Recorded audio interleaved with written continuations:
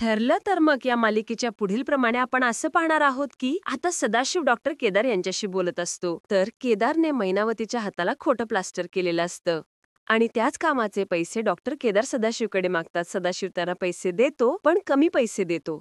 म्हणून तो डॉक्टर म्हणतो, अहो पण तुम्ही मला जास्त पैसे देणार होता ना. सदाशिव म्हणतो, अरे तुला जास्त पैसे द्यायला तू काय माझ्या बायकोच्या हाताला खरं खरं प्लास्टर केलेलं आहेस का? खोटंच केलेलं आहे ना. हे सगळं बोलणं अश्विन ऐकतो. घरी आल्यानंतर अश्विन मैनावतीच्या हाताचं प्लास्टर काढायला सुरुवात करतो. सगळेजण अश्विनला विचारत असतात की अरे काय करतो आहेस तू? सायली म्हणते, अहो अश्विन भाऊजी का काढत आहात तुम्ही प्लास्टर? पूर्णपणे मैनावतीच्या हाताचं प्लास्टर काढतो आणि दाखवून देतो की हे खोटं प्लास्टर आहे. अश्विन म्हणतो की तुम्हाला तर साधं खर्चटलं सुद्धा नाही, मग प्लास्टर का केलं आहे? सगळ्यांना आश्चर्य वाटतं. अश्विन म्हणतो की सदाशिव लोखंडे, मी तुम्हाला डॉक्टर केदार यांच्याशी पैशांवरून वाद घालताना पाहिलं होतं. आणि मग सायली विचारते बाबांना, काय आहे हे सगळं?